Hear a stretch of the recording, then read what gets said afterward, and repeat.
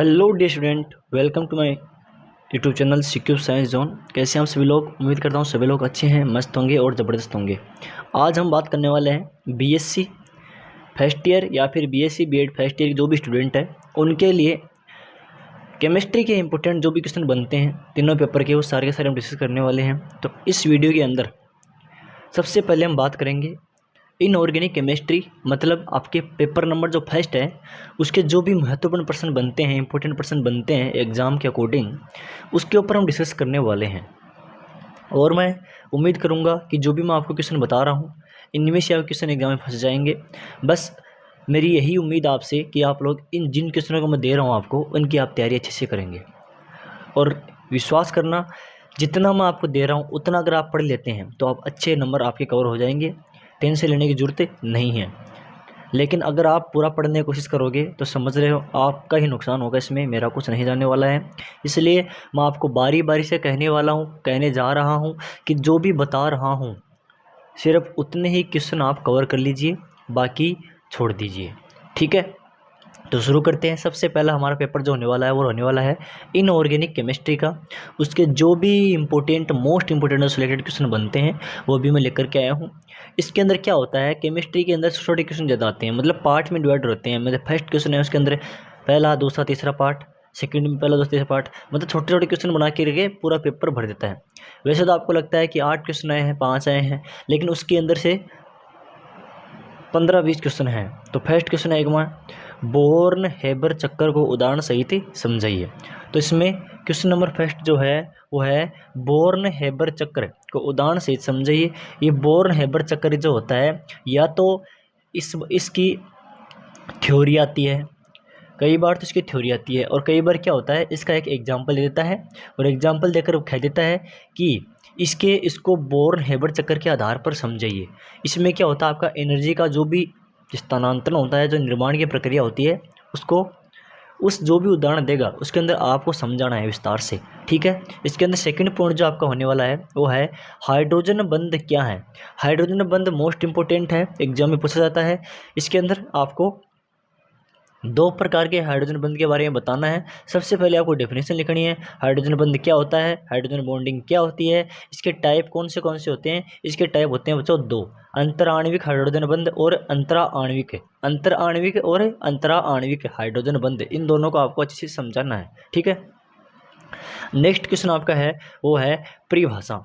अब जो भी इंपॉर्टेंट परिभाषाएं बनती हैं वो मैं बता देता हूँ आपको। इसके अंदर मोस्ट इंपोर्टेंट परिभाषा जो है कि है जालक ऊर्जा, कि जालक ऊर्जा क्या होती है, जालक ऊर्जा की क्या आवश्यकता होती है, इसकी परिभाषा क्या होती है, इसके बारे में आप समझाइए, ठीक है। दूसरा है त्रिज्यानुपात क्या होते हैं, त्रिज्यानुपात के बारे में समझाइए। आयनिक यौगिकों की विलेयता। अब ये आयनिक यौगिक जो होते हैं वो किस विलयन में, किस सॉल्यूशन में विलय होते हैं, किस में विलय नहीं होते हैं, विलेयता होने के क्या गुणधर्म होते हैं, क्या क्वालिटीज होती हैं, उनके बारे में आपको व्याख्या करनी है, ठीक है। फोर्थ नंबर का पॉइंट जो है वो आपका फायांस नियम, और फायांस नियम पिछली बार भी आया हुआ है और इस बार भी आने की कुल संभावनाएं हैं, इसलिए इसको याद कर लेना। फायांस नियम और जालक ऊर्जा मोस्ट इंपोर्टेंट टॉपिक है, इसमें से इसको अच्छे से याद कर लेना, ठीक है।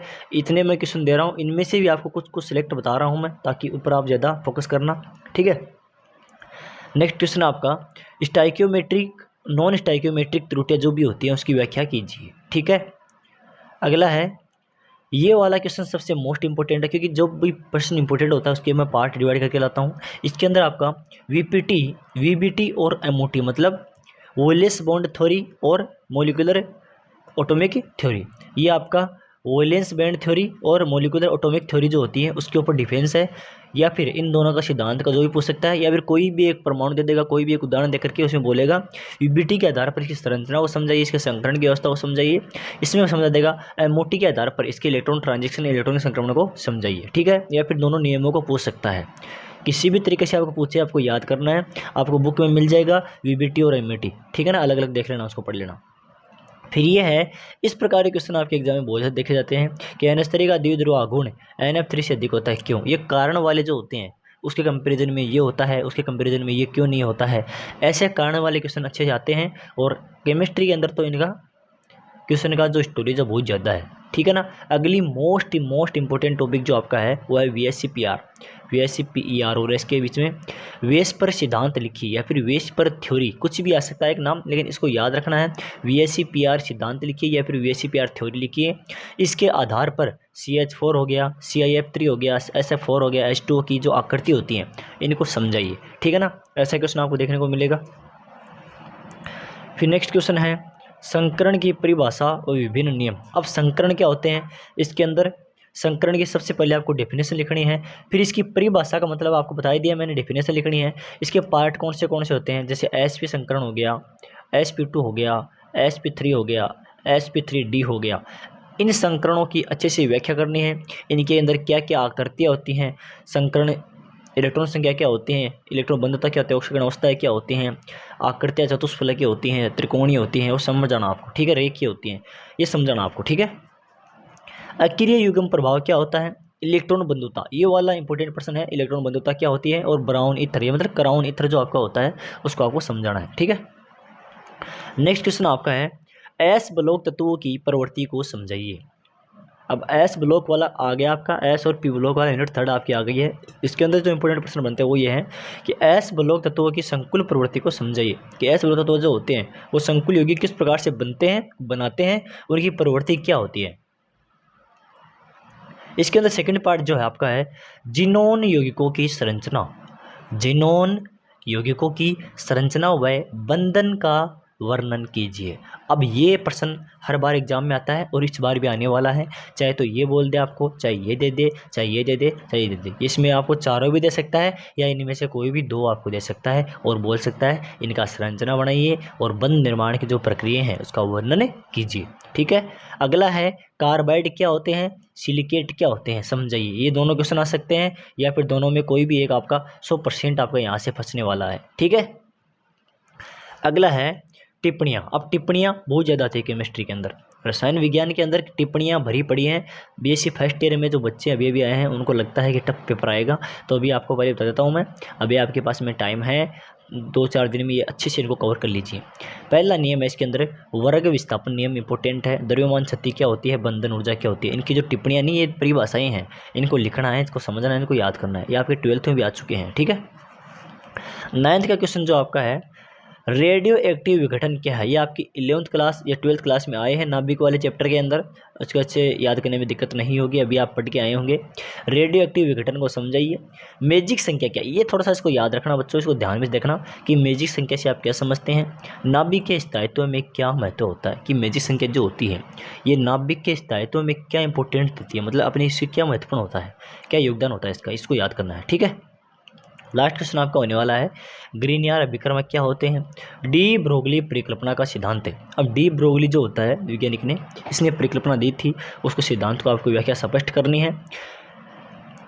लिथियम विलायक प्रवृत्ति समझाइए। अब जो लिथियम विलायक होते हैं इनके जो प्रवृत्ति कैसी होती है, अम्लीय होती है, क्षारीय होती है, घुल सकते हैं, घुलनशील होती है, अघुलनशील होती है, इनकी प्रवृत्ति को अच्छे से व्याख्या करनी है।